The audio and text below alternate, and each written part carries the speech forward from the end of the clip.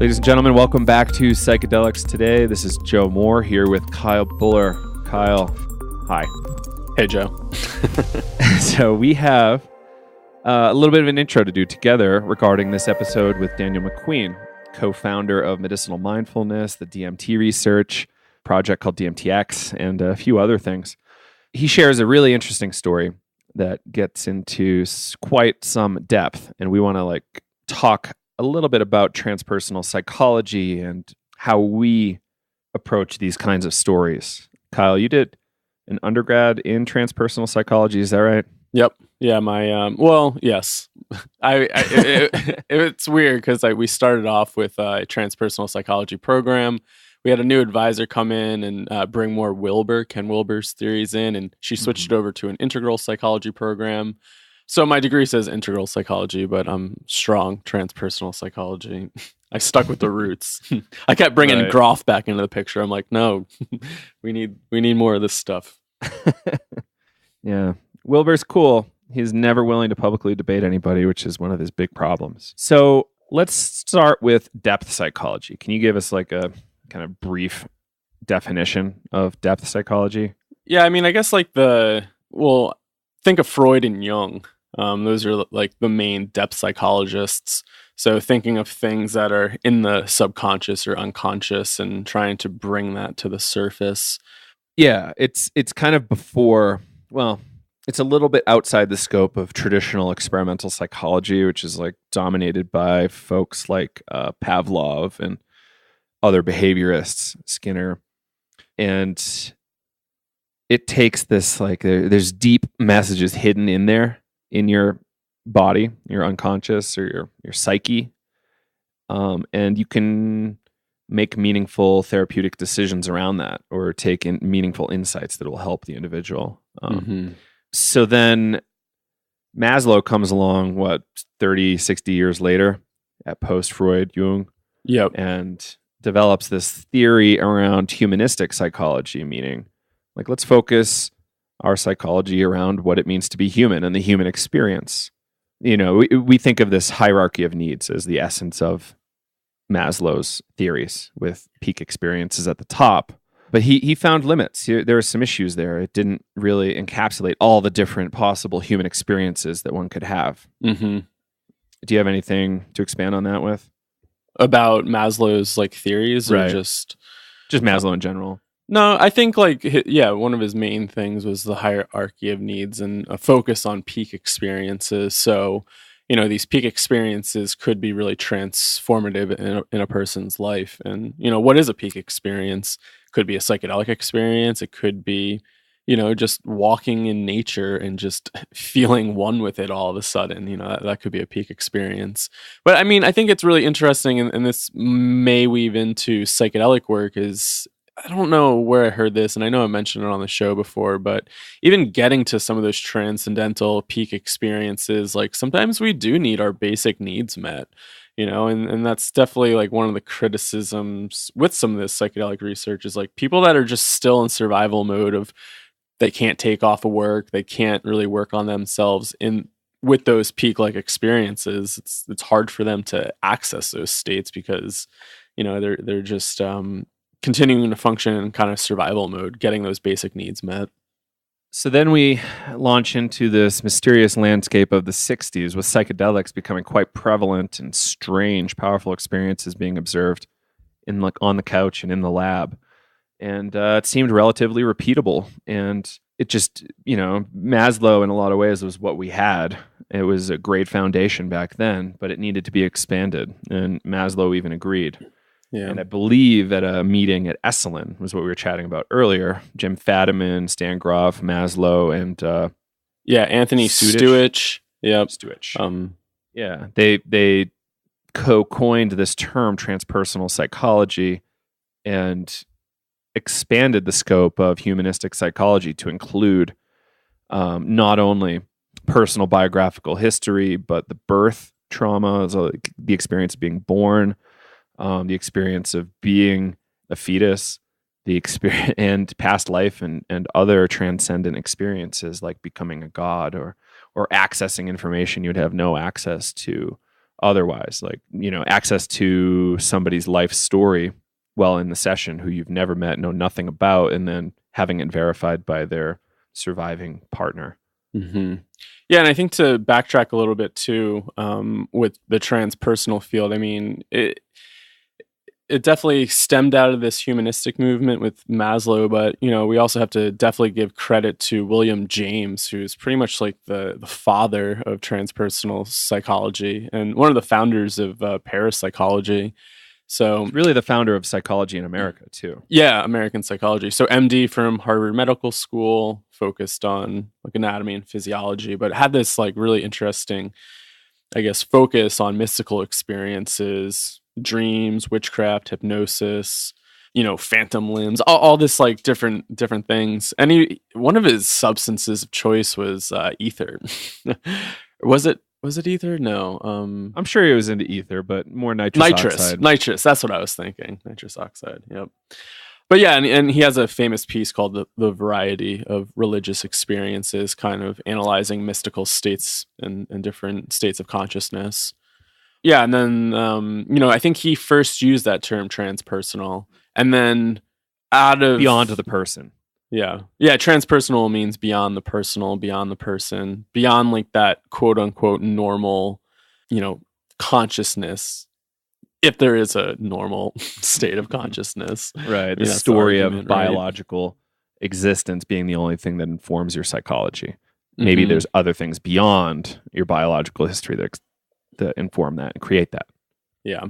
And then so the I guess the original terminology which they were talking about using was the transhumanistic, so going beyond the humanistic psychology. Yeah, Stan really suggested the use of transpersonal to the colleagues that were meeting, which was at I'm screwing up his name, Studich's house, and definitely had influences from Esalen as well. So really, what we're trying to say is that there is an established history of dealing with these strange phenomenon. Stan Grof, the pioneer, one of the major LSD pioneers, he's definitely one of our heroes. Co-developed holotropic breath work based on all his LSD experimentation and therapy sessions with people. And, things that happen that seem really weird have to be interpreted and found true by the experiencer. It's not anybody's place to say what is or is not true for that person or what it means, other than what it means to that individual who experienced the situation. Mm-hmm. I hope I said that right. Yeah, I think so. Yeah. So, do we want a textbook definition of what transpersonal psychiatry and psychology is? If you've got it handy, yeah. Yeah, I do. This comes out of the textbook for transpersonal psychology and psychology. So it says transpersonal psychiatry, therefore psychiatry that seeks to foster development, correct developmental arrests, and heal traumas at all levels of development, including transpersonal levels. It extends the standard biopsychosocial model of psychiatry to a biopsychosocial spiritual one, in which later stages of human development are concerned with development beyond or transcendent of the individual. Transpersonal psychiatry and psychology address that universal aspect of human consciousness that is transpersonal experience and do not propound the belief of any one religion. So it's like taking into account of all these mystical spiritual experiences on top of the biopsychosocial models of psychology, but incorporating this and not trying to, limit it to just one religious viewpoint, just trying to examine it in a bigger scope. Yeah, that's huge. So there's a story that Daniel shares that's really intense in this interview, and please take it in the spirit that we kind of set the stage for here. It's a fascinating story. I think it was enormously meaningful to him. And the fact that he shares this DMT experience with us for the first time, it's the first time I think he's actually shared this story publicly, I think is really meaningful because we're talking in this show about the DMTx model at length, which both Kyle and I think is very interesting and is going to have very profound implications on the way we look at psychology in the long term. So, just take it in that spirit, please. And if you have any comments, please let us know. Definitely hit us up at psychedelics today, email@gmail.com, and we'd be happy to talk to you about it. Anything else to add, Kyle? No. Yeah, I think, really trying to view some of these transpersonal experiences can obviously be very difficult to put into words and make meaning out of. And sometimes, there are these kind of quote unquote like far out experiences. And, I really come back to how do we make meaning out of that? Like, I used to get caught up in, is this experience real? Is it happening? Like, then how do I, really go forward in life after that? But, like, what's like, how do we cultivate meaning, even if it's not real? Because some of these things can be so strange or just like ineffable. It's like, well, did that really happen? Did my mind create it? And after studying this stuff for a while, it's like, for me, the focus is, has it created some sort of meaning in your life, and how have you been moving that forward? How are you able to integrate it and embody it in your life? Yeah, meaning making in general is difficult. Yeah. But yeah, Viktor Frankl's, what is it? Man's Search for Meaning. For meaning. Mm-hmm. Yeah, unbelievable book that talked just about this, but for normal everyday living. And then you add in some paranormal or extraordinary psychedelic states, and that complicates the matter a little bit more. Or maybe not. Maybe it simplifies it for you as the experiencer. Well, but yeah, that's all I had had else to this intro. No, but I hope everybody enjoys this episode and enjoys your conversation with Daniel. Yeah, thanks everybody for tuning in, and we'll talk to you again next week. Enjoy. If you want to support the show with some small regular donations, we have a Patreon site, patreon.com/psychedelics today, and you can give us a small monthly donation or donations by show. So check that out. You can give as little as $1 a month if you want to just help us out a little bit, pay the bills and keep the lights on, and just improving the quality of the show. In the near future, I think we need to buy some new microphones, and I think Kyle and I might need some new PCs to keep the editing going. So if you want to support us there, that would be lovely. Patreon.com/psychedelics today. Psychedelics Today has partnered with Daniel McQueen over at Medicinal Mindfulness on this new and very exciting project you've heard about on our show a bunch and maybe elsewhere, extended state DMT research. So the concept is to use a IV pump and keep a steady blood concentration of DMT in the bloodstream for undetermined amount of time. Rick Strassman, I think, responded that he would like to try it the first time for a few weeks or something silly like that, maybe just a week. But, I think the initial phases of the study will be maybe 20 minutes, 10 minutes, just to extend that blood concentration peak of DMT that you would get from a freebase or an insufflated dose of DMT. And it's more from a psychonaut perspective, which is interesting. It's not just for medical research. It's for our community. We want to know what happens. And you have an opportunity to participate. We have on our Teachable platform over at psychedelicstoday.teachable.com a class for sale called the DMTx Psychonaut Training. And it is the first step. If you want to be a candidate for this, you might have to really work. It's kind of like an astronaut program, like NASA grade kind of selection for participants. So check that out. Teachable is hosting our class, psychedelicstoday.teachable.com. Kyle and Daniel McQueen ran a multi-week class, and you can get the bulk of it there. And yeah, the class proceeds go to support the Psychonaut training and getting funding enough to push this through to make it legal to do in the States. So yeah, again, check that out, psychedelicstoday.teachable.com, and see if you want to pick up that class, DMTx Psychonaut Training. Finally here, if you want to support the show but can't afford to buy a t-shirt or a mug from our shop, feel free to just leave us a review on iTunes, Stitcher, Facebook, anywhere really, Google. Tell your friends, share your favorite episodes with them, or maybe ask your significant other or parents for a seat to our class, Navigating Psychedelics, so you can keep yourself safe.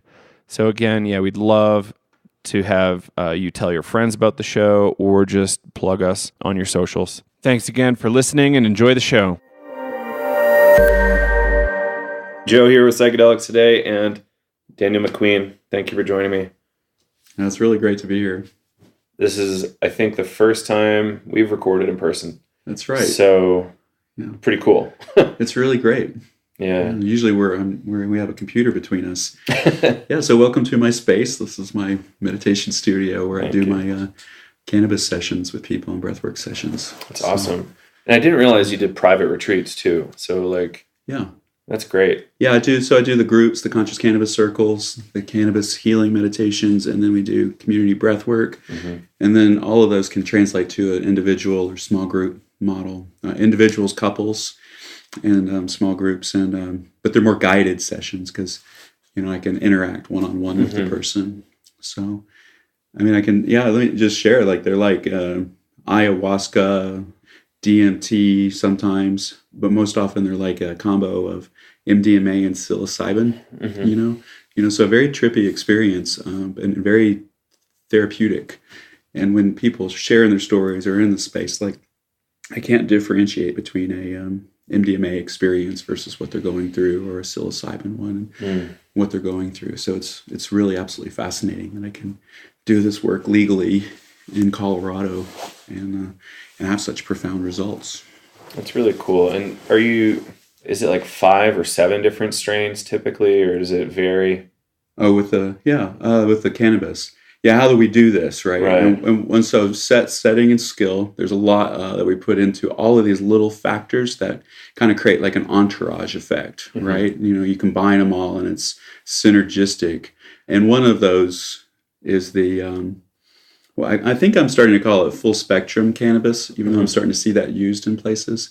I tried the word trans cannabis, and I'm not quite sure that's quite the right fit, but it's the combination of, the simplest blend is three different strains, but my current blend probably has 13 or 14 strains in it.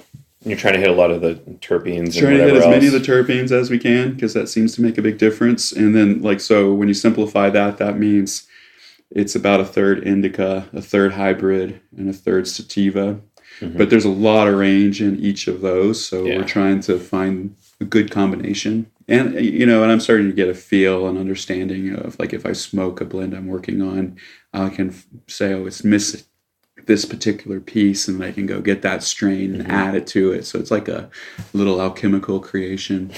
I make about a gram or an ounce at a time to try to have some on hand. And but then people are having psychedelic experiences in our full circles, and they're bringing their own medicine.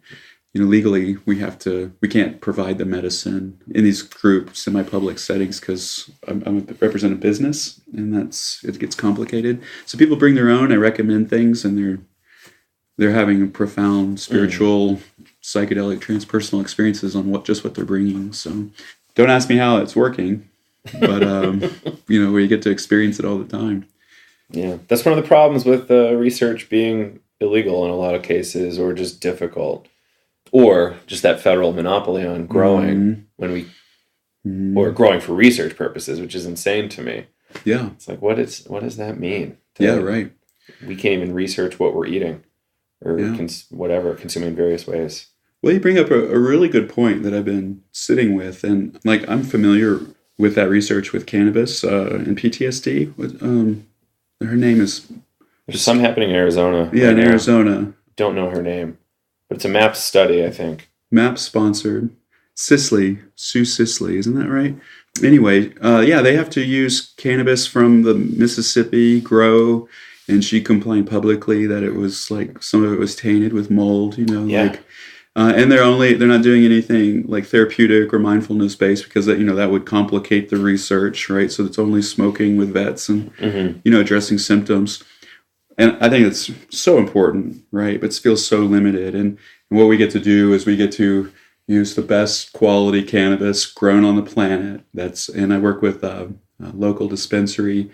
It's all organic, grown with intention, high potency, right? Clean terpenes, no chemicals. And then from there we incorporate these mindfulness practices and other things. It's like, it really shows you the limitations of research versus what we could do if it were just legal, and open. And we had community accountability, right? Like like I'm not experimenting, like in private and not telling anybody or doing weird things. Like I'm experimenting in the world at a public yoga studio, and like hundreds and hundreds and hundreds of people now have these results. So we're seeing amazing things, but it's because we're working outside of the box so much, working outside of what is considered possible, that we get to play in those spaces.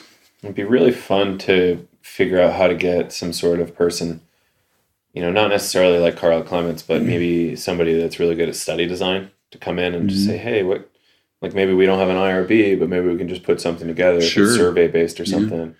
Yeah, no, I'm totally open to that. So, like, let's put a public announcement right now. Like, I'm not personally a research academic, but we can create all kinds of surveys and proposals. Really, the potential that I'm seeing is an alternative treatment for PTSD. And I'm a clinically trained. I don't practice as a psychotherapist because of this work, but I have that training as a clinical psychotherapist, and I also have training as a trauma specialist, and then training with MDMA, and all of these modalities, and mindfulness practices, breath work as a trauma healing. So we're incorporating all of these into one modality, and over a period of time, I've seen multiple times that people are recovering from severe trauma and PTSD. But because I work outside of the box, that's the major limitation, is I can't say, hey, look at this, and here are the stats, and oh my God, what can we do with this, and how many people can we help? Because like 83% of the U.S. population now has access to legal cannabis in some way. Get a medical card, and I teach people how to use cannabis to heal their own trauma, and that's what the webinar was about. It's like a lot of the webinar we did with the DMTx program. The last two episodes were like, okay, you want to prepare for this DMT space. Well, you got to be pretty clear, energetically clear out of trauma, so let me teach you some practices to clear that trauma, so you don't have to do it in an extended state DMT journey or something. I actually don't know if I got to tell you this, but I talked to, Dr. Ben Sessa in the UK. So I told him about your project, DMTx, and I was like, hey, what do you think of it? He goes, well, that's really cool, because it's kind of like in a laboratory setting. Without all the vomiting, you can recreate the ayahuasca trajectory of the blood, concentration of DMT, which is kind of a breakthrough in a lot of ways. It's, as we've recently discovered, it's not really that expensive to do that thing. Well, the initial study would be kind of expensive, but technically it's like the technological aspects of it aren't that expensive, right. But like doing it with that level of support that we want to have to make sure everybody's okay. There's a lot of professionals in the room, and then the first, I'm trying to find the right language for it. It's like the expedition, the first expedition in consciousness. I want to be mindful. It's like these first expeditions. Can we just define it for people who haven't heard of it before? DMTx, maybe either. However you want to approach it. Yeah, so where do we start?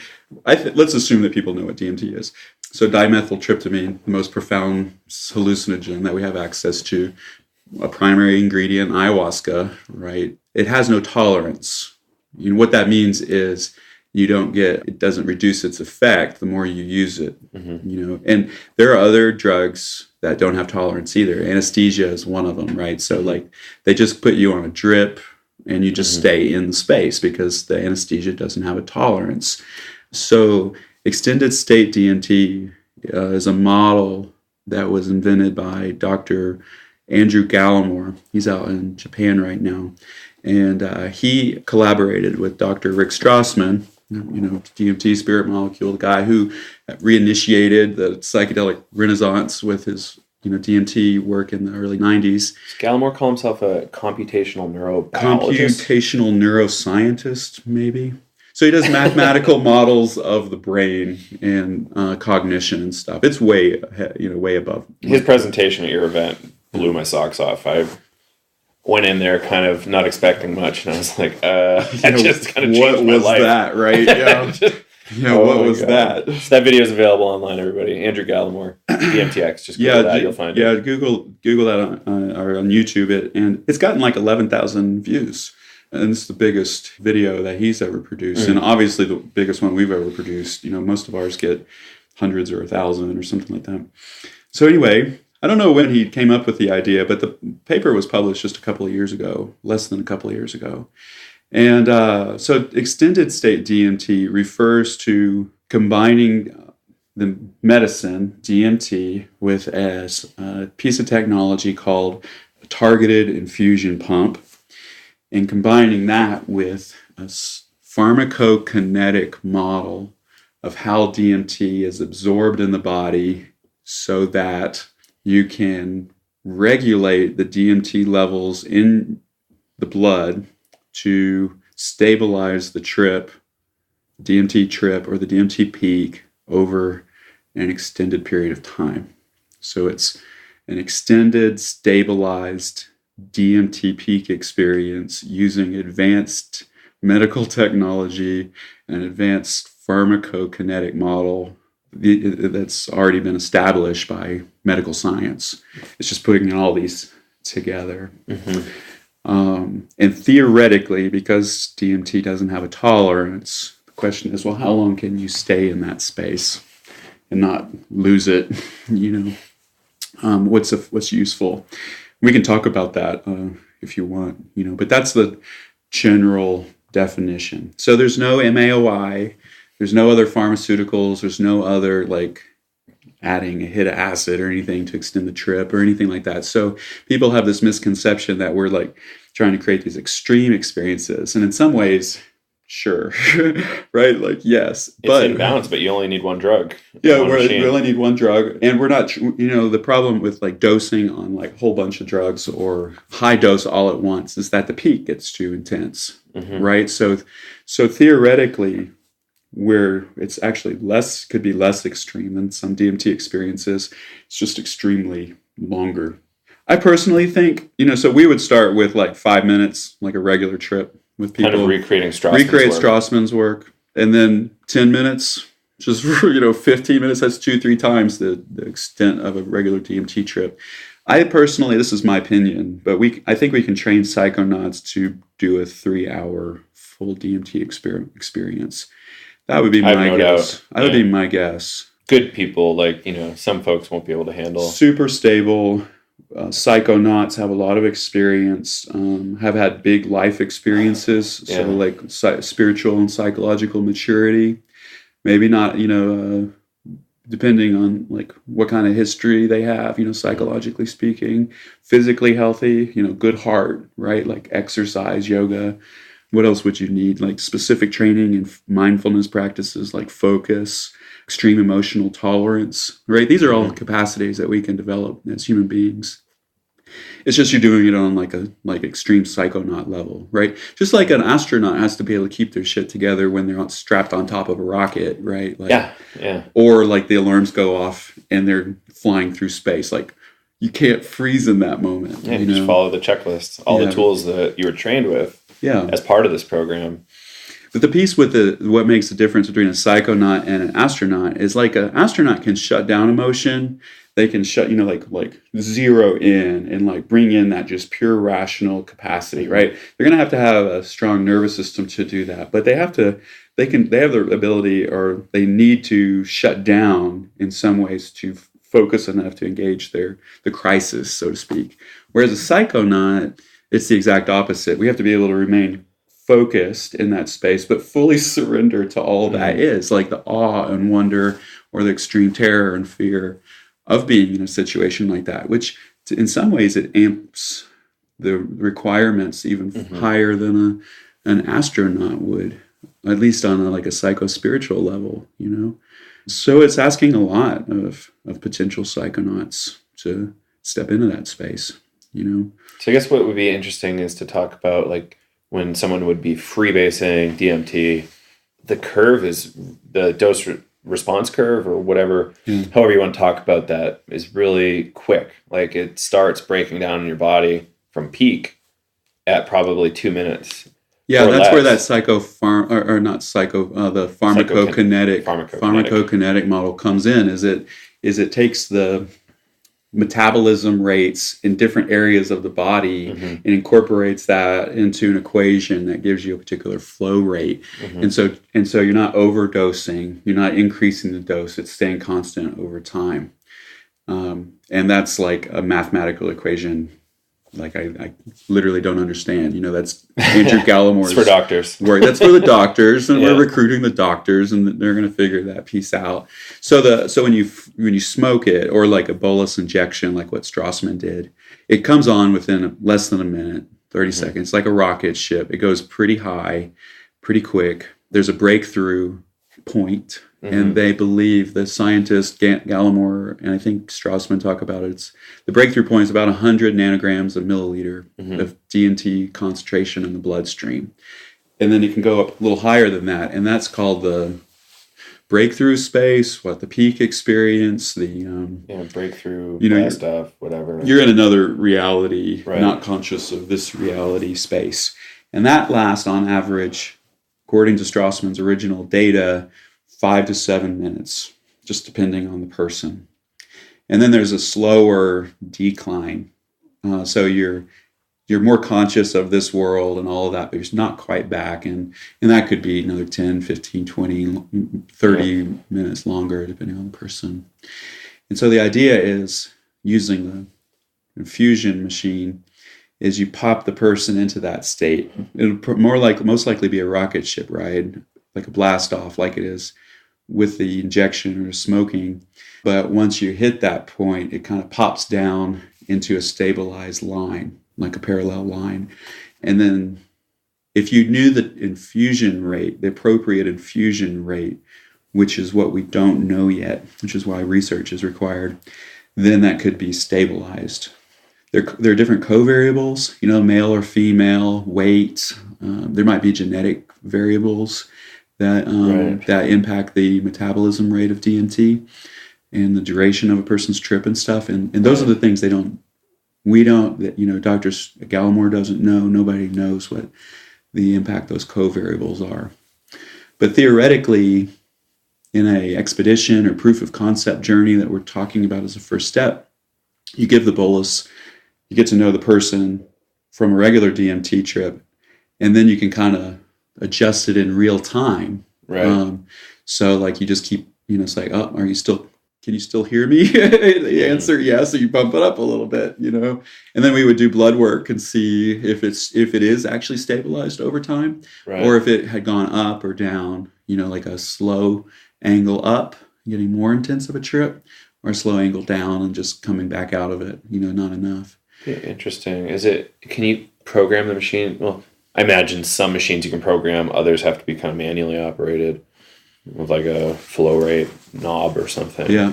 But that would be actually really interesting to see if you could do like a really slow onset. Yeah. To peak at an hour and a half, and then to zero zero at 3 hours. Yeah. Because that, not exactly an ayahuasca trajectory, but something close to it. There's no reason you couldn't do that. The technology already exists to do that. So an ayahuasca trip is about 20 nanograms a milliliter. So a DMT peak experience is 5 times stronger than ayahuasca peak experience. And it's a completely different experience, but you could program with the targeted infusion pump an ayahuasca level DMT experience. It would just be at the 20 nanogram level. Unfortunately, the machine doesn't tell you you're at 20 nanograms a milliliter right now, like that. You have to kind of infer based on flow rate and your model. And the person, the model and the person's response. And then we would take blood in these initial sessions to actually see where they are and integrate that into the equation that Dr. Gallimore made to at least get the variables of particular individuals. Right. And then you can keep dialing it in to stabilize it at a different level, right? And so the implications of that capacity are like mind-blowing. You have low-dose therapeutic type experiences that are 4 to 6 hours, or you can have like advanced like peak experiences that are stabilized so you don't overdose and you be in like other reality for an extended period of time. What can you do in that space? Or there might be spaces in between those, advanced creative problem solving spaces. And What if you can find a place where the person's completely in a breakthrough space, but it's low enough that they can communicate in the present moment? Like, this is my experience right now. This is what I'm encountering. Oh, right. They develop the skill where they can verbalize what's happening in here. Yeah, I've without actually losing seen that in like kind of shamanic contexts Yeah. or like magical contexts. Like, people would deliberately develop that skill, or be able to like somehow write without losing touch with the experience. Right. Yeah, without breaking the experience. Quite the skilled person. It's a real skill set. I know people. There are certain people in the psychedelic community that are already applying to be psychonaut volunteers who have that capacity. That's one of the ones we're looking at: the ability to stay in contact fully with the experience, but to report back in real time. Right. And then if we could do that, then the guides can ask questions, can sort through things with them. Right. Support them if it gets difficult. That would be a goal. So theoretically, we're not trying to like just amp up the dosage or anything like that. We're actually trying to find the minimum effective dose to be in the breakthrough space, but still able to report back in the real time. That might be a really powerful space. And you can't do that with smoking it because of the sharp up incline and then a few moments of peak and then you're back down. Right, there's no stabilizing. That'd be like turning the channel, on a TV over and over again, and then like finding the channel you want for a few moments, watching it as much as you can, and then just moving the going back down the channels. It's like it's a different space. Yeah, and you're changed from seeing something so huge or powerful or impressive, and so like often I see people just baffled to try to like. The number one thing they want to do is communicate what just happened, but they can't. So special. Yeah, they can't. It's like beyond words, generally speaking. It's very special, deeply meaningful, and seemingly more real than real. Like even skeptics say that. It's like so obvious that it's somehow real. Again, whatever real means, but like feels that way, right? Do you want to talk a little bit about any experiences you've had that made you want to do this? With the research? Right. Yeah. We were talking about that before we started playing the recording. So several people have asked me, like, why am I interested in this? Why am I interested in the DMT space? And, I think it's important to have full disclosure. I've been silent in the past or vague just because of the legality of previous experiences and things. So I just like to, maybe before we get started, to say, like, this is not a front for illegal activity, right? Like, this would be the worst front ever for illegal activity. Right. Right? Like, our intention is to do this legally, if not in the United States, in another country, right? And we're not setting ourselves up to do a side thing, underground or anything like that. And as far as I know, nobody's ever done the extended state DMT research or experiences in an underground setting because of the pharmacokinetic model hadn't been established. I do have one story of somebody sharing with me doing an extended DMT experience with a guide using a machine that sounded like a targeted infusion pump. But as far as I can tell, like I've talked to Dr. Gallimore and Dr. Strassman, and nobody knows of anybody doing this work. So it is very new. Did this person that tried it have an impressive time? Yeah, they said it was like a 20-minute peak experience, and it was meaningful. And I've sat and talked with a lot of people that have smoked DMT, or smoked a lot of DMT. It sounded like it was almost too much, and not because of the duration. It sounded like the dosage was maybe too high, like overwhelming. So when people overdo it with DMT, and Dr. Strassman talks about this in his book, because they're trying to figure out like the dosage, right? So they're giving people higher doses to see what happens. Yeah. It's fragmented, it's confusing, it's overwhelming, and there's not a lot of meaning to it, right? That's like what an overdose. So when the sense of meaning, that's interesting. When the sense of meaning decline means overdose. Means overdose. That's interesting. Yeah, it means it's just completely overwhelming and disoriented. It'd be like the channel, going through the channels. It would be like having 30 channels on at once with the volume way up. So visually, you're just seeing way too much whatever the equivalent of hearing is in that space. You're just being overwhelmed by sensation. So And it's not a dangerous overdose. Well, theoretically it's not, but physiologically, I don't think you're going to get hurt by that. Right. It's a pretty safe drug overall. Yeah. I mean, people who overdo it with DMT, like hundreds and hundreds or thousands of experiences, there's some psychological potential consequences to that we need to acknowledge, right? Absolutely.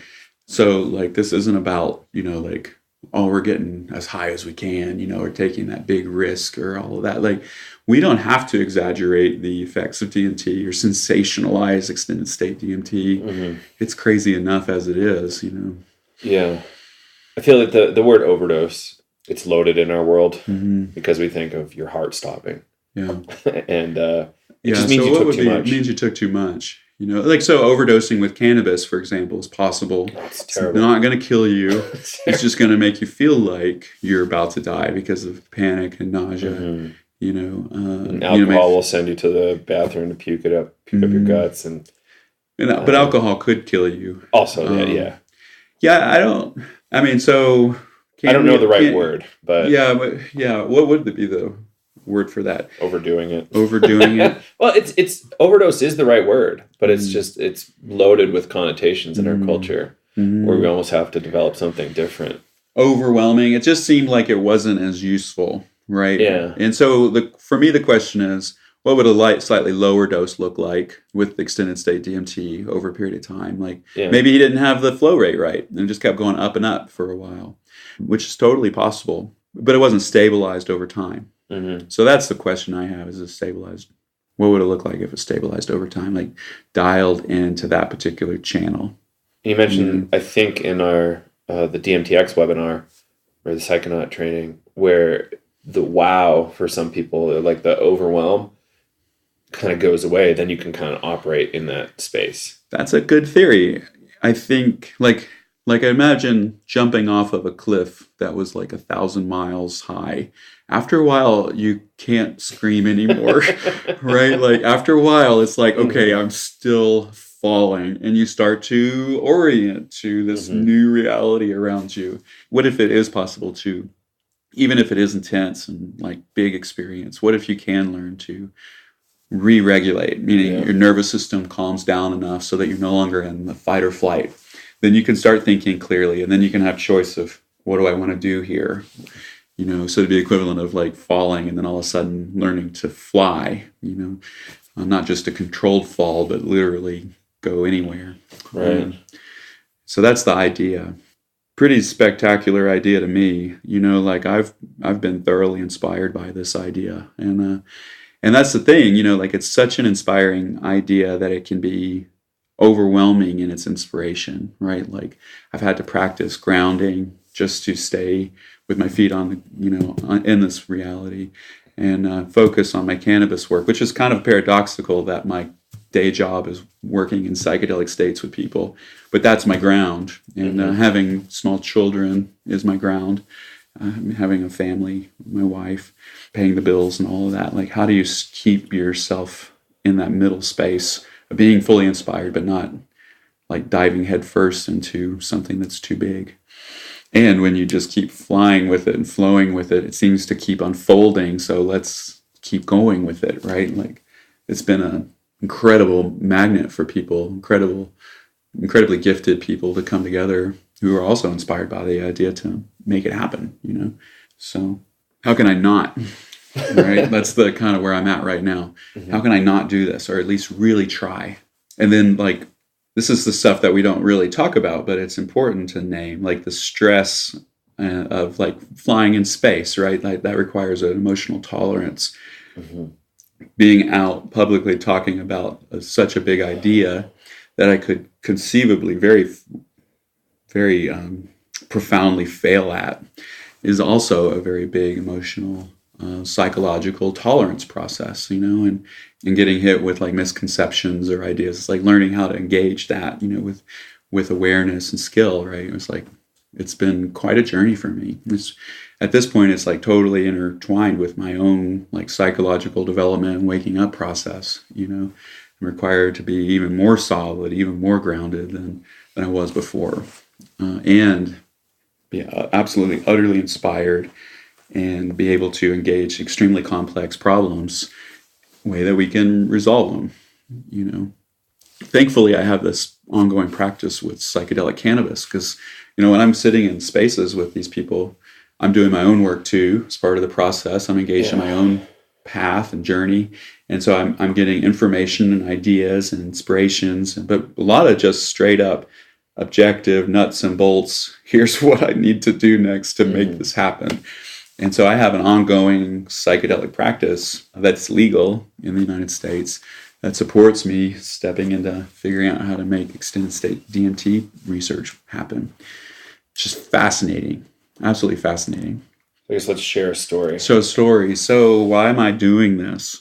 For me, you know, I'm not like a heavy user of DMT, and I've never really been. And one of the reasons it's like the implications of each trip are so profound that I have to just sit with it for a long time. And this feeling of more real than real piece is something that really works with me. Because if, you know, I'm rational and trying to understand this objectively, how do I understand something objectively that's so immaterial but yet feels more real than this reality sometimes? So this experience was about 3 years ago.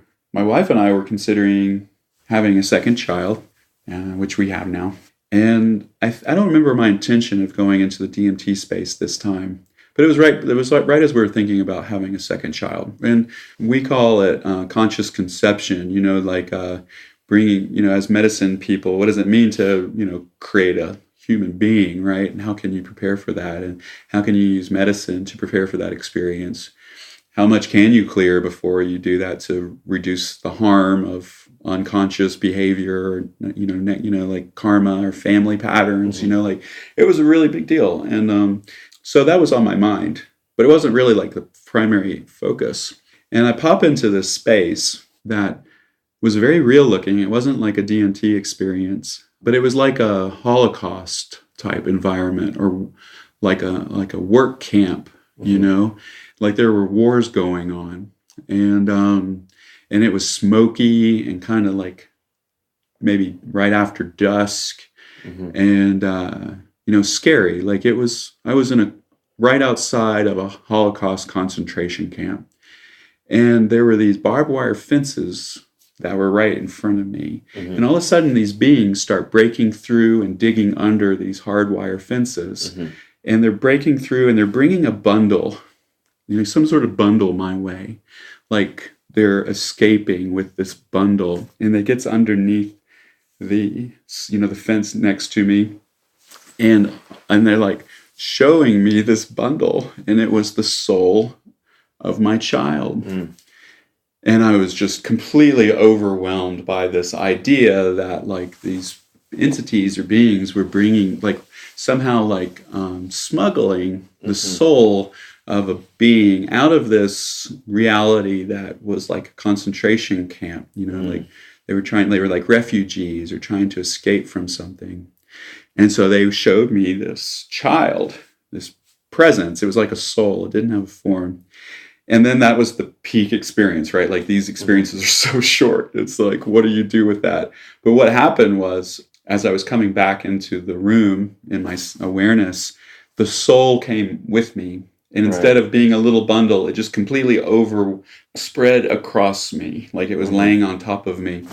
And it was just like, what do I do with this? It's like the soul of my unborn child is like laying on top of me. And I was like, do I bring it into my body? I was just really confused. I didn't know what to do. And I was excited. So I was like, well, I should smoke again and connect with these beings and ask them, what do I do with this? What do I do with this? And looking back, I really wish I hadn't done that. And so what happened, set up and smoked again. And maybe I didn't smoke enough, or maybe it was meant to happen or whatever. But I popped into what seemed to be like an asteroid debris field. You know, just I was getting pelted with like material, whatever that was. And it was confusing. I was disoriented, and I had this like soul on me still. And all of a sudden, this giant leech thing, like a being that was like a giant leech, like bigger than me, jumps on me, lands on my body, grabs the soul, and bolts. Like gone. And it's like, so remember, these are more real than real experiences. I just had this profoundly sacred experience of being delivered the soul of my unborn child. And then I go back into that space and it's literally taken, kidnapped, sucked off of me by a giant leech being. It scared the living shit out of me. You know, it was it felt more real than real. And so I was like, oh my God, I lost my baby, right? Like, what would you, like, as a parent, I already know what that would feel like. I lost my child. And so I, you know, like, 'cause in my inner world, I screamed like an SOS to these beings that had come. And I was so mad at them. Like, if you're like higher dimensional beings, you would have known I would have smoked again. Why the hell did you let this happen? You know, like, I was like having this conversation, and they kind of took over and somehow retrieved, or it felt really confusing. I wasn't quite sure what was going on, but they brought the soul of this child into this tent type structure, like a medieval colored tent, and it was like a medic's tent, and they were somehow working with the energy because of what happened, this weird psychic attack. And then all of a sudden I started becoming aware of this flash of light. It was like a reflection of light that would sometimes appear over here, sometimes appear over here. Then I realized that, oh, wait a second, it was like a little reflection of consciousness. Yeah. And I realized that was the soul, and that this big being that was laying on top of me felt like the soul was actually some sort of deflection, or like a tactic to confuse the slug-like thing or the leech-like thing to take the wrong thing away. You know, like it was like a diversion strategy. And that the little soul was still here, and it was very quiet and very beautiful and very present. But there was still some upset between me and the entities that brought the soul. Like, I had messed up somehow, you know, and there was some consequence to that. And then again, the journey's over, right? Like, that's about all that you can have in these 5-minute experiences, these flashes of profound realization or consequence, you know. So I was relieved in some ways, but it was a very disturbing experience for me to just consider the possibility that I messed up somehow and like lost the presence of my child, you know, like that was a big deal for me. And I want to just put a preface in this, like, was this real? It was a real experience? Was it a real soul? I don't know, but I'm not done with the story yet either. Super real for you. It felt so... Regardless of how real it is for me. It felt so real. And again, even in that moment, I'm having this, this is just a DMT trip. This really didn't happen. But what if there's these weird slug things that can capture souls? And what if I did lose my child? And why are these higher dimensional beings interested in migrating to this reality in the first place? What makes this space so special? And if they're coming from a concentration camp land, of course they're going to be trying to smuggle out of it, you know. And it was just like so many questions, you know. And I was really dysregulated, upset and concerned, scared that I had messed up somehow, really messed up. So I went to a friend of mine who I identify as medicine person, and asked for help. I said, I need your help. Like, this was my experience. What happened last night or a couple nights before? I'm really dysregulated. I'm scared. I'd like to go back into the experience to see what's up, but I don't want to do it alone, you know. And so she recommended that I do the Bufo toad medicine, the 5-MeO medicine. And the first time I didn't get enough. Didn't have a breakthrough, so we tried again. And then I just was completely overwhelmed with the perfection of it all, the importance of what happened, that everything's okay, you know, there was no mistake in your end. Anything that, you know, any sort of residual experience from that, you can clear, you know, it's gone. We did it, you're okay. But still I had some hesitation, right? Like a little bit of what if, like, you know, still was there. Anyway, so I would say fast forward a couple of weeks, we conceive, we get pregnant. At least, you know, more, it's like at that time, I'm like, okay, I feel ready. And we conceived like a week or two later. And then I didn't do DMT for a long time because of that. Like, that was too intense. And at that time, I was like, maybe 6 months later, I was hanging out with three other friends in sacred medicine space. And I was telling them this story. It's the first time I really shared it with a small group, and how intense it was, and that I was feeling called to go in again and explore that. And but I was really scared, and would you all hold space for me? And they said, well, of course. So I had three people sitting around me, the head at my head and both sides, and I smoke the medicine.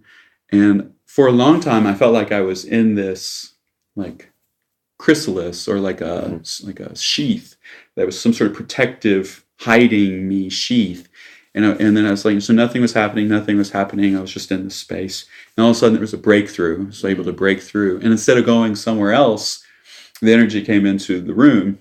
And it was the weirdest experience. I don't know how to describe it, but it felt like a search warrant. The entity that came in was like the equivalent of a police officer or something from the other side. It was the establishment, law enforcement. It was like, if I had the experience of the concentration camp, this was who was running the concentration camp.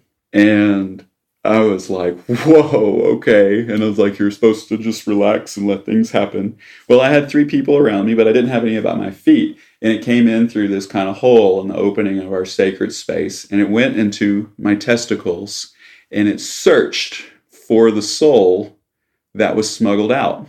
And I was having all of these visions of like all these like half souls in there. And it was like literally sorting through and looking for the soul.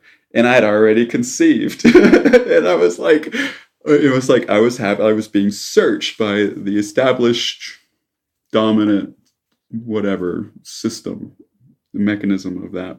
Wow. Again, this is like, seems more real than real and all that. And I can see the souls, and I can see this presence. Even had like a police officer like uniform on, like blues and very uniform like, and it couldn't find the soul because I had already conceived, like it was no longer in me. And so as it was leaving, I just laughed and flipped it off. Like, we did it. We rescued this soul. I don't know what any of this means, but we did it, and you can't have it. It's safe. It's somewhere else. So came out of that experience like, okay, I'm not doing this for a while. Like, this is too intense. The implications of these experiences, if they're real, are just too strange and bizarre for me. I'm not doing this.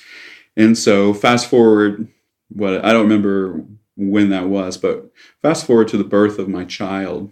Like, all of this is behind me. I'm trying not to think about it.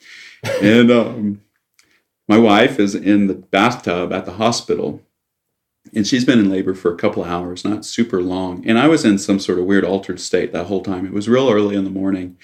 And I felt like I was almost being pinned, like I had some energy like moving through me, or like I could barely keep my eyes open. And I just had to lay there in the other room while Allison was with the doula and the midwives and all of that. And she was in the bathtub. And I heard this voice in my head, okay, you got to go in there now, check on her, get up, get up. And so I got up, walked in there, just as she's like, there's like three women standing over her in the bathtub. And she's like, oh my God, it's coming. And my daughter, Ruby, just pops right out under the water. And I swear to God, these three women are standing in front of me, and I'm looking over their shoulder. I swear to God, Ruby, like, she has her eyes closed. She's still under the water, like several inches under the water. And she opens her eyes and looks right at me. And I have this flash of like everything that happened with the DMT and the receiving of the soul and all of that. And it was just like a deep, profound connection with the moment, with the experience. Like, oh, what if that was all real and we brought in this sacred soul, And I was just completely overwhelmed. I mean, this is my child, and she's still under the water looking up at me. And then somebody says, maybe we should pick her up. And so somebody picks her up and puts her on Allison's chest. And that was the experience. And that, to me, I think, was such a defining experience. Like, that we were working with something that seemed so necessary, important, meaningful, but also having absolutely no idea what was really going on. Like, the implications again. It's not always just the DMT experience, it's the implications of those experiences that are the most important. What if, right? What if there are alternate realities? What if souls somehow learn to migrate through them, through life and death and all of that? What is the nature of this space? It doesn't seem all good, right? Like, I'm not the only one that's had difficult or complex experiences with it, or being challenged by an entity or something like that. There's appears to be different types of entities, like slug-like leeches to alien or insect-like, or animal-like, predatory or not. And then there's hyperspatial SS officers. Yeah, right. Like, yeah, what the hell was that? What is that? What do I even do with that? This is worth exploring more. I think you've let this thing loose. Like, even if you're not successful, I talked to some scientists and doctors recently about your work here. Sure. And other stuff. It was like, bad studies, even if we're not successful, bad studies are still necessary, because then future people go, oh, we could improve it in these ways, and these ways, and these ways. And, not saying you're going to have a bad study, but like, well, we could mess up. And even if you fail or can't execute, say we can't execute, this is going to happen somewhere else. Maybe it's Israel. That was the whole point of it. It's awesome because you let it loose. That was the whole point of it. Like again, there were some people talking about it. Gallimore, of course, put out the idea. But there was some, for whatever reason, like, this is such a bizarre thing that, from an academic or research scientist perspective, I didn't think anybody had the wherewithal to do it in that context, right? Like, it's just too bizarre, like, well, why are you wanting to do this? What are the clinical uses, applications for this? It's like, that's not the point, So it's like, well, let's start talking about it. I wasn't planning on doing it right away. I just wanted to start talking about it, to put a fire under somebody's ass to do it. So that was the idea, is to just promote it. And then it got to, well, if other people join in, which there might be, I would consider, I think it's starting to happen already. There's research communities looking at it. We're still going to do ours. Yeah. It's going to be a parallel process. We're going to bring in a transpersonal element. We're going to bring in like other things that are important to us. Let them do their science thing, but personally, I don't think it's safe to do medicine work to this degree without doing like some sort of intentional space setting ceremony. Absolutely. Whatever that means, right? And so I feel like we're contributing to the language and absolutely in the conversation. If people are going to do their own study, they really need to be very literate. You can't just say this is just another drug when running through the course. It's like, no. You have to understand all this history, all this safety work that's been established through the decades, and you've been continuing with your work. And, you're right. Like, I have my doubts sometimes. Like, I've never met the man, but I feel like Strassman wasn't necessarily ready for what he was running into in his study. He was very uncomfortable with the results, and he's like, I don't understand this, therefore I shouldn't be doing this. And I don't feel like, I'm following my medical oath, like, do no harm, or first do no harm. Fair enough. Yeah. I've talked to Dr. Strassman several times about that work. The thing is, we all have to just do the best we can. Absolutely. And like, the consequence of his work was this renaissance of psychedelics. Yeah. So like, to me, that's like, what an amazing gift to society. And it was in a hospital setting. Nobody knew what they were doing. And he didn't have the psychological and team support that we would have now, because Absolutely. It's been 30 years or however long, almost 30 years. And so it was strenuous, to say the least. Absolutely. And he took it as far as he could. Yeah, I'm not blaming him for anything. I think it was right that he did it. Man. I think it was more than right that he did it. So inspiring. Yeah. So inspiring. There's a lot of perseverance. And Dr. Strassman, man, I've sat with him. And I'm assuming he had that capacity at that time. I didn't know him then, but he's a spiritual warrior. He has an incredible... He's dedicated. Resilience. He has strong, deep capacities to hold space for others. He was a Zen practitioner at that time. And now I think it's even deepened his work even more, like he's written Soul Prophecy. So there's something going through Dr. Strassman that is hard to articulate. Yeah. That I'm assuming he had at that time. I think the point you raised that's important is, perhaps he was there and he was good for supporting the patients, but perhaps the rest of his team didn't have any knowledge or skills. And that would be one of the major differences. That would be the major now. difference. That we're the team dynamics is actually more important to us than the research itself. Like we're trying to come from a perspective of in this extreme state experience, we want to have good time. We want to be relational. We want to support each other and not have like unnecessary conflicts. We want to be able to bring in these multiple paradigms and discuss them and figure out ways to connect them. And we're starting to develop that. And you know, with Dr. Strassman's work, he was the only, he didn't have any of that support. Nobody to talk to, at least at the University of New Mexico and all of that. And none of his people were, you know, psychedelic trained by any means. It was at a hospital. If we could get it out of that setting while still be medically safe, that would be ideal. You know? Yeah, you only need a couple extra machines to be safe, and you could do it in any kind of location.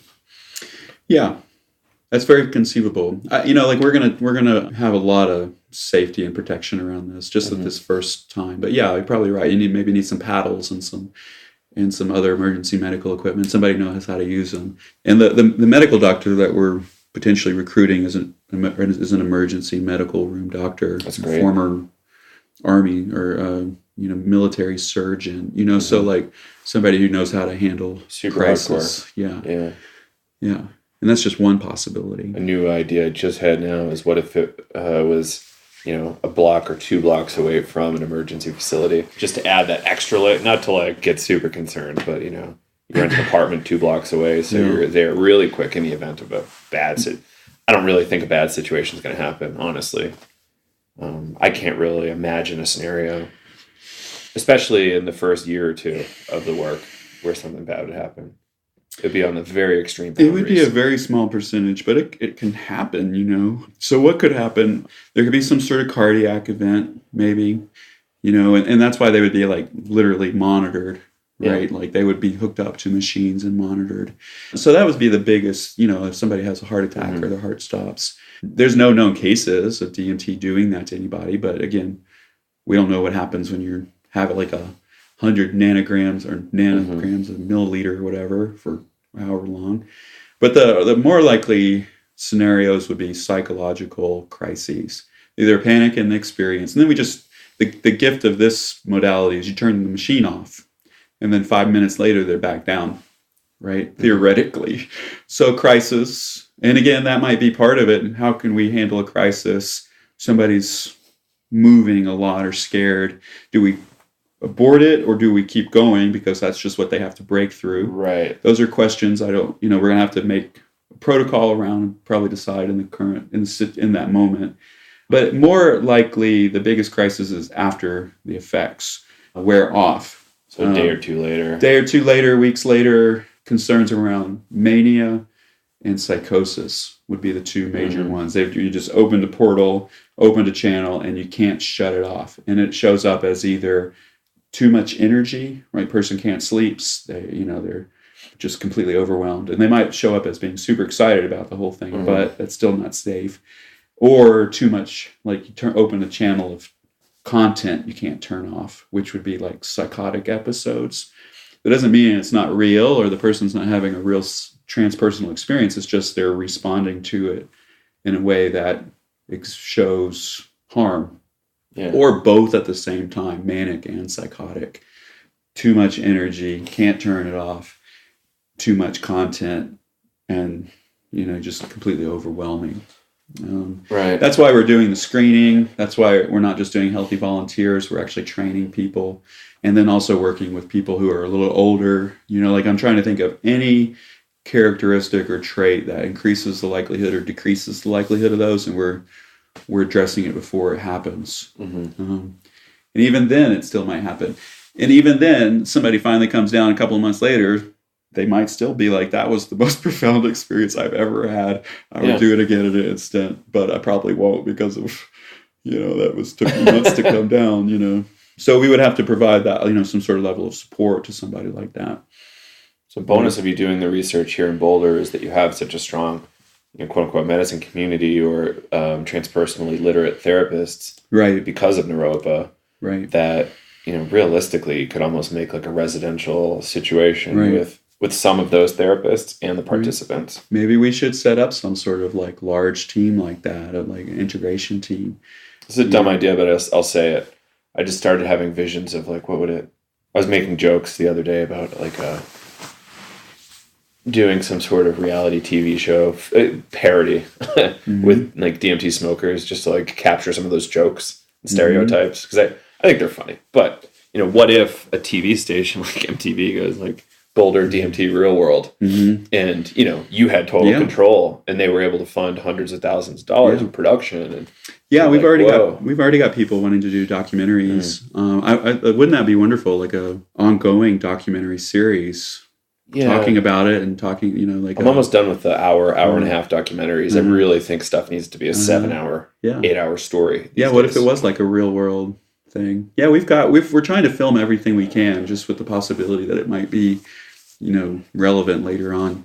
So one of the things just to name is that we're actually exploring 2 parallel tracks, and one might happen before the other, and most likely will, if we can do it legally. And the first track is the DMT FDA approved research proposal in Boulder. And we still have a long ways to go with that. But the second track is, again, bringing all of the safety and research requirements that would be required for that level of FDA approved research into a setting in another country where DMT is legal to use for religious or personal use reasons. And most countries, and this would be Central or South America, most of these countries differentiate legally between ayahuasca brews and pure DMT. And so we're exploring the legality of that right now. And so if that were to happen, it would be before the FDA approved research protocol. We're calling it a proof of concept expedition.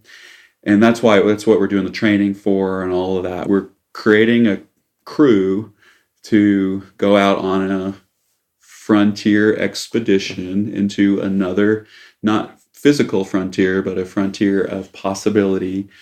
But we want to do it legally, so that would require doing it some other country, but having enough support mechanisms in that space to ensure safety and all of that.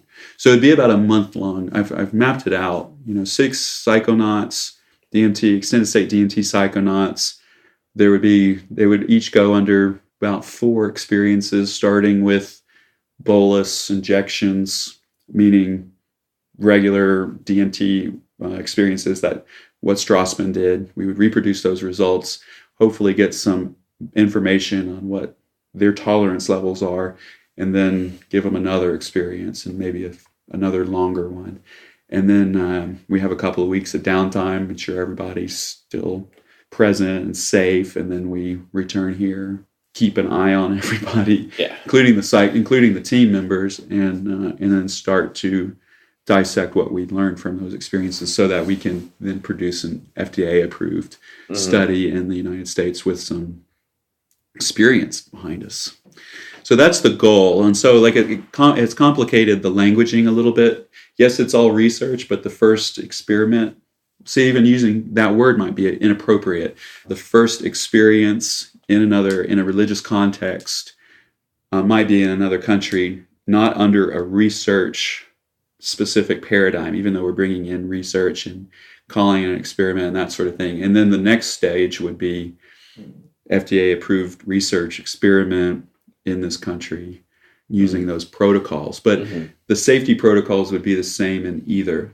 Right. So this is confusing to some people, and why I want to bring it up is that we're actually not reducing any safety protocols by doing it this way. We're actually bringing in more safety by being able to bring in multiple paradigms of what is safe.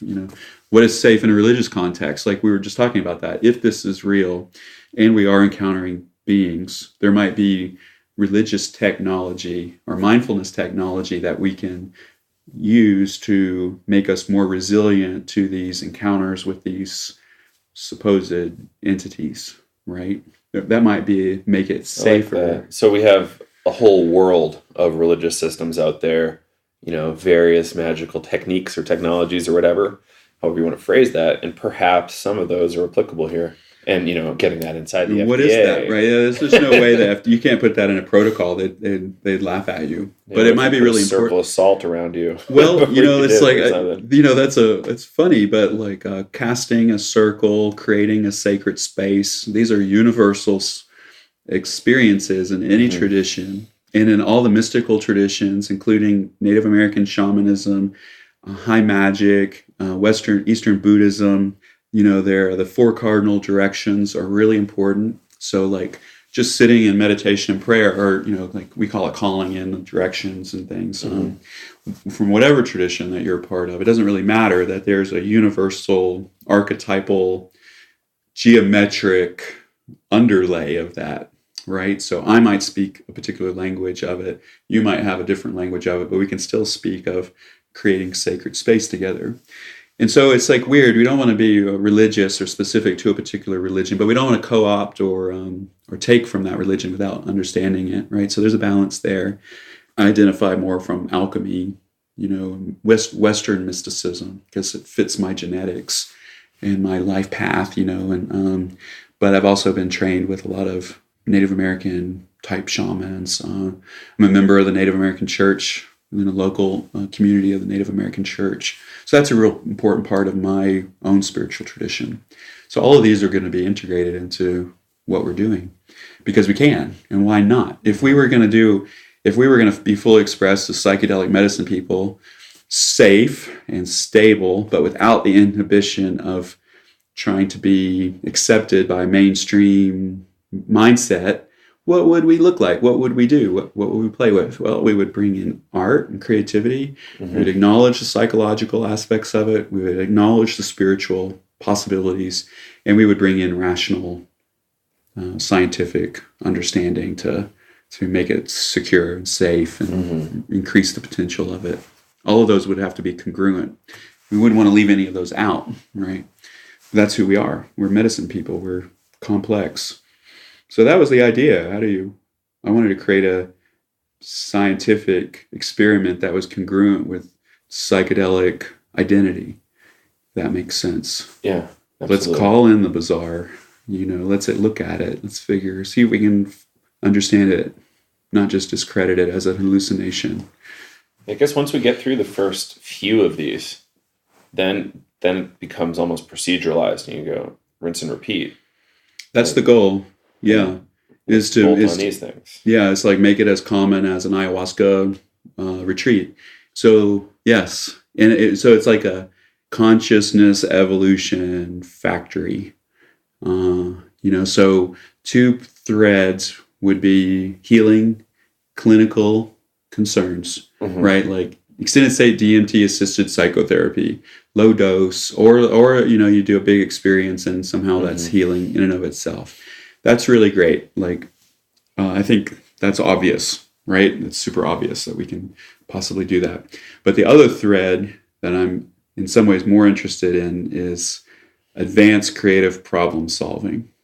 And what I mean by that is once we figure out it's safe, put an expert in it. Put somebody who's engaging in a global paradigm shifting technology frontier that's stuck. Right? They can't quite figure it out. But if they could figure it out, it would be global transforming, right? Yeah. That level. Like think iPhone, right? The evolution or the understanding of the structure of DNA, for instance, using LSD, right? There's plenty of examples of psychedelic medicines being used to come up with new ideas. That's what I'm interested in right there, that potential. Right. And so once we know it's safe, like what if we could do corporate retreats or you bring a team that's working on a complex problem. Who cares if an entity comes and tells them what it is, or if they can just see it visually and understand it from a different perspective and they come up with a solution. Like who cares at that point? And for me, we're in such a high pace transformational space and as a global society right now, like things are coming together, right? Technology is advancing exponentially. Things are starting to unravel a bit at the seams, not to mention the expressed insanity in our political system right now.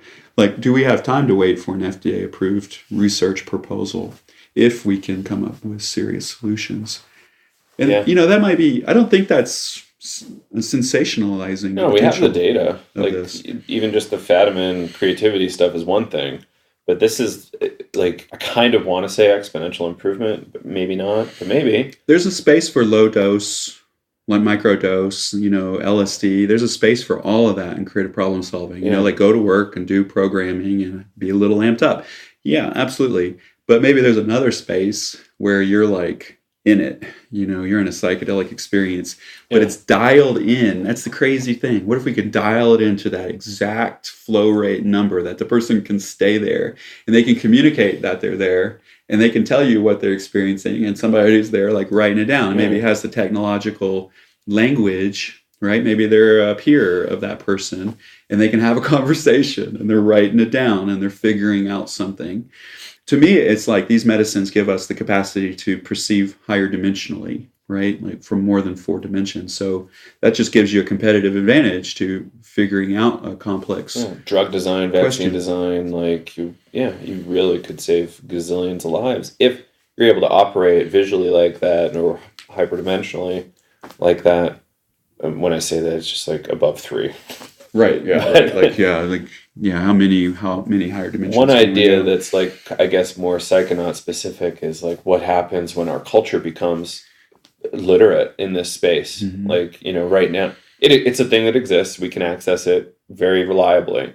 What happens when thousands of us are literate and can talk about it and operate perhaps in that space, literally, Mhm. And we have an institution that supports it, and we write papers, or it just becomes an invention mill, like in arts, in architecture, in engineering, in ecology, in computer programming. It becomes an invention mill, and it just starts to create its own momentum.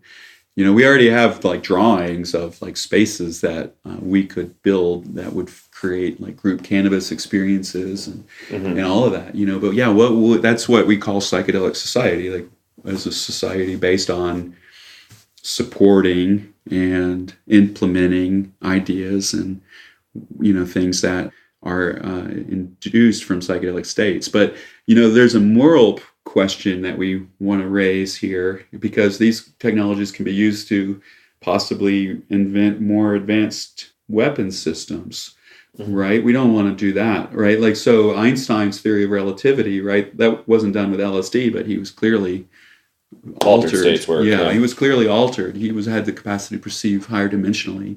That led to the atomic bomb, right? And nuclear. Like the line of reasoning is important to be aware of, but it's like, should we have not invented the internet? Like, should we? How can you not, right? Like, progress is something. It's a double-edged sword.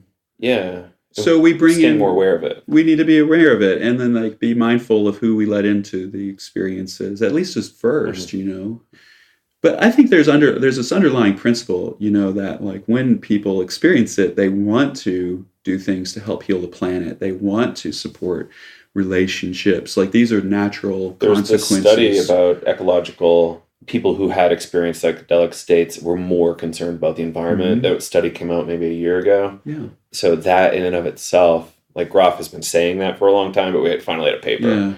Yeah. So it's like, okay, cool. Like what if through this stuff, like what we're doing, we make far more people more concerned with the health of the planet. Empowered, right? Like healed of trauma that stops them from engaging the world.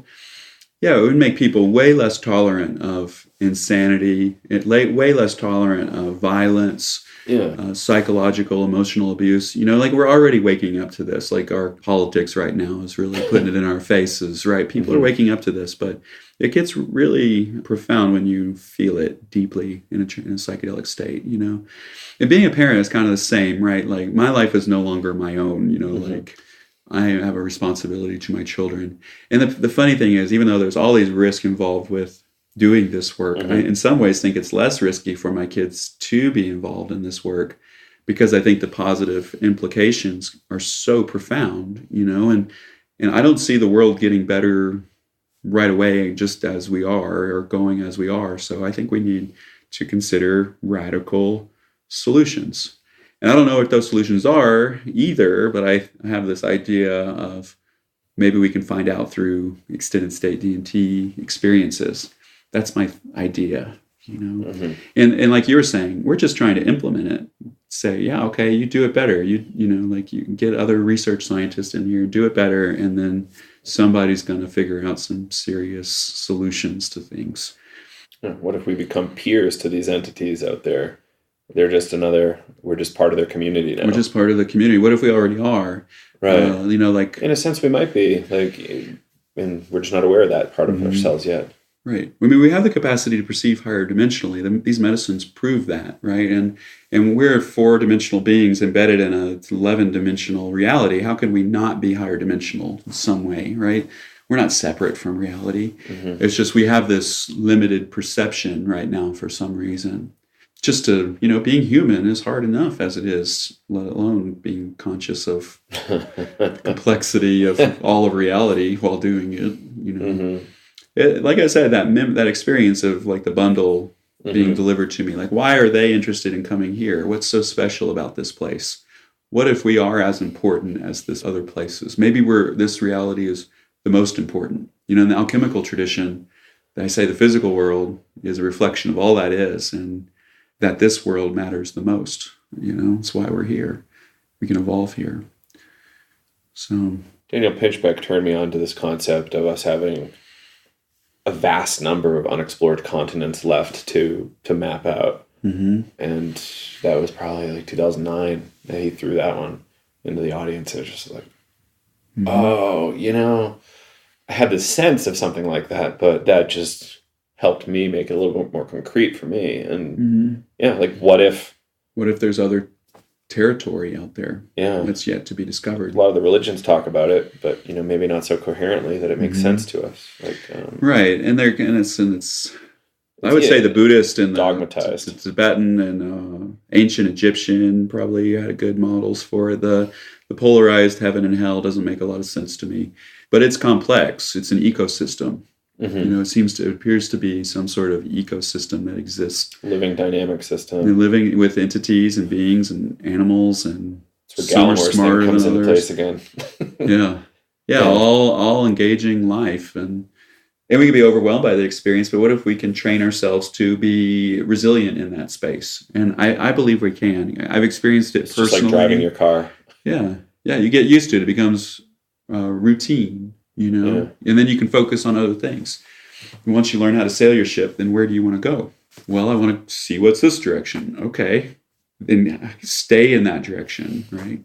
There appears to be, like in these interstates, there appear to be like weather patterns, like systems that don't feel like entities, but have a force around them, And people talk about like the metaphor of astrology or whatever, right? Like Mercury's doing something in the sky. It's a particular force or energy. It's like a terrain or a weather system.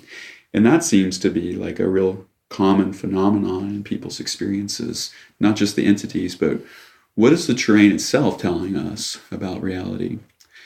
And if it's all a reflection of self, all of this, what is that saying about us? If it's all in our heads, that's a pretty serious question too, given the complexity fascinating of these experiences.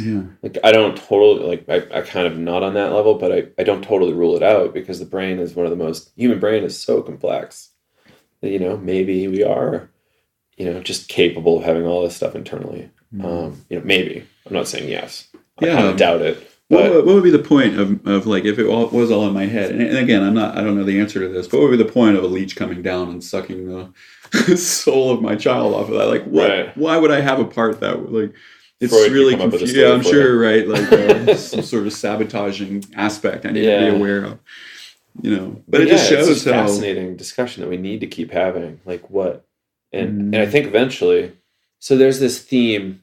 So I used to be kind of involved in like magical stuff too. And there's this kind of concept of scientific illuminism. So we're going for awakening. We're going for like a religious experience and advancing towards God or whatever, however you want to say that. Why can't we do that scientifically? Why can't we put a testable structure around this stuff? And this to me is a really great example of how we can pull this material technological culture we have and apply it scientifically towards like awakening the human soul, or living up to a more full potential, or, you know, wherever we want to steer the ship. Because you don't have to go towards enlightenment. You can go whatever way you want. Make a cooler festival. You know, I don't know. Whatever people want to do. Hopefully it keeps the planet alive, but it's a big question. You know, this idea of technology, I mean, like, yeah, I mean, ayahuasca is a technology, right? Yeah. Like, and like, you can even say like ceremonial magic is a technology to induce a particular mind state, right? So it's just bringing, one of the things I love about it, like the idea, the direction of the above in the 7 directions metaphor represents the future, like the cosmic, you know, like hyper scientific, you know, like possibility, right? Yeah. Inspiration of like crazy possibilities, wild sci-fi stuff, you know, so you can even put in science fiction into this concept of the above. And that's what we're doing, is we're bringing in ancient technologies, which we call dimethyltryptamine, with a targeted infusion pump, which is like advanced medical technology with an advanced scientific medical model called the pharmacokinetic model. That to me is like so cool, right? That we can bring those 3 together into one experience. And then the technology of creating a sacred space around it.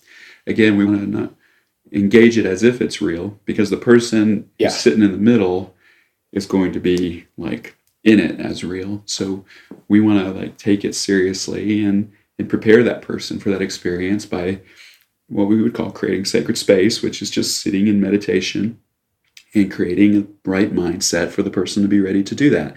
And which, in doing all of those, reduces the likelihood that they're going to have an incredibly difficult experience, or it's going to cause long-term harm, right? It's a technology.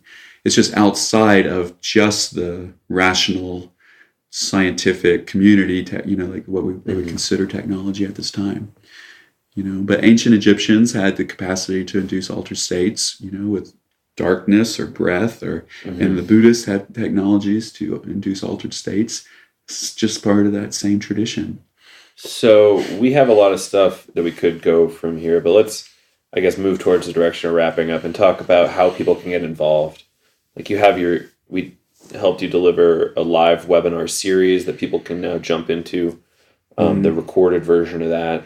psychedelicstoday.teachable.com. Anything you want to say about that class? Yeah, that was wonderful. That was really wonderful to teach, and I got a lot out of it.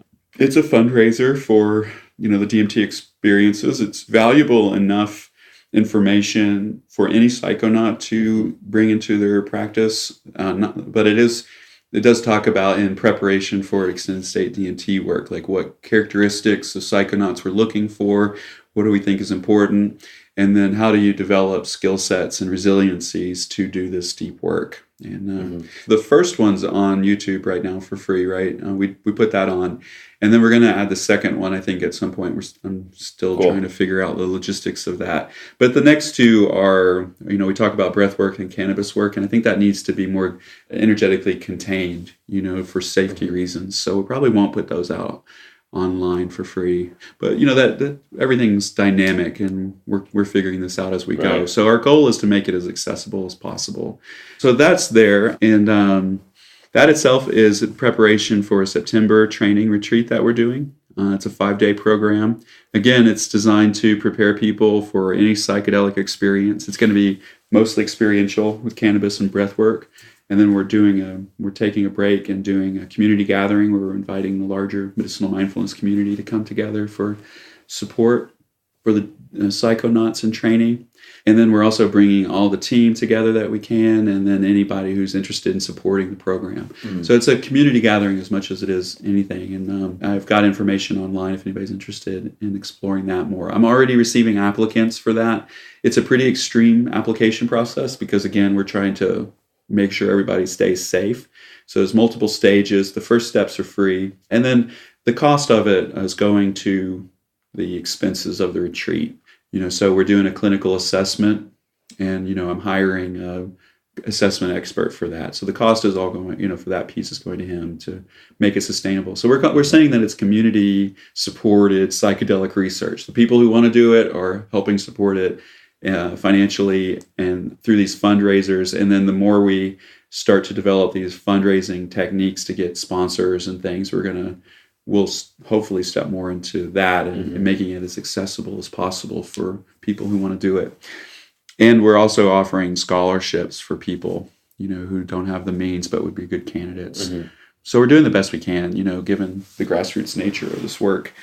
I'm going to be in San Francisco end of May or early June to facilitate a couple of conscious cannabis circles and a presentation to talk about our cannabis work, but also the extended state DMT work. So that's 3 days, like May 31st through June 2nd in San Francisco. So people should check that out. So it'd be a great way to connect with our community. So you have to take the webinar before you apply for the September retreat? Yeah. Okay. And just because there's so much relevant information that I don't have the capacity or time to tell everybody that. It's kind of a waste of time to do it over. Like if you could just deliver it there, then you have more time in person to do other work that's more valuable. Right, yeah. So some of this is, I'm making it now a requirement for my psychedelic sitter school because it's like all of these mindfulness practices and techniques to prepare for altered states work. That's relevant for all of us. And like, I mean, let's be serious. Like if anybody needs it and doesn't have the funds for it, like we'll work it out. And if there's an issue and somebody wants a refund, okay, I don't care, but it's important that we put a value on it and say that this is funding the research itself, that this is community supported and it has value, and that it's all preliminary, like the retreat itself is going to be primarily experiential. So 5 days of ceremony in altered states work. Like I don't want to lecture in that space and people aren't going to want to hear me lecture. So that's why it's a prerequisite for it. Then we have an interview process, we have the clinical assessment, and at the training retreat itself, part of the funding is going to pay for EEG brain scans for all the psychonaut participants, because in that space we can see if there's any head injuries, traumatic brain injuries, or other clinical concerns that show up neurologically. That won't necessarily immediately disqualify someone, though, because most of us in the psychedelic community have lived through big experiences and haven't gone through them all unscathed, right? So this is for the psychedelic community. So we're looking to develop that, like we're not looking for somebody that can pass a federal background check, and like qualifies as an astronaut with NASA, like these, we're just looking for some emotional resilience and psychological maturity and enough physical stamina to stay in a extreme state for a little while and capacity to tell us what the hell happened. We might have a concert this summer. A friend of mine is doing a concert. We did we did that fundraiser last year, which was like $100 a plate, and so our intention on this one is to make it a regular concert price and bring in hundreds of people, and we'll give a presentation. That'll be mid-July or something like that. Cool. So we're trying to figure out ways to make it as accessible as possible, while still having the capacity to, filter through all the emails that we're getting and like give a place for people to participate, in all the different levels. So work in progress. It's all a work in progress. And it's everything that you have publicly available is at DMTx.org. Yeah, DMTx.org. It's a subpage of our medicinal mindfulness page right now, but it's about to, get its own home on the internet soon. But and then the best place to get a good amount of information besides the webinar is our YouTube page, and that's Psychedelic Shine. If you search for Psychedelic Shine on YouTube, all of the videos will show up, and it's ordered from most recent on top. So all the DMTx related stuff is at the top. Great. And then podcasts like this one, where you get to hear weird random things that are going on. Yeah. And most up to date. Yeah. So check out the back interviews with Danielle, because there's some really cool stuff there that we covered that we came nowhere close to this time around. Right. Anything else you want to throw out before we wrap here? No, it's always great to talk with you, and inspiring as usual. It's just important that we get these important ideas out there in a way that's like as grounded as possible and scientific, while still honoring the real interest, the legitimate interest and identities of psychedelic medicine people. So that's the goal. So I really appreciate you and Kyle doing that, and many blessings on your journey with the podcast. I know how much work it is. Yeah, thank you, Daniel, and until next time. All right, thank you.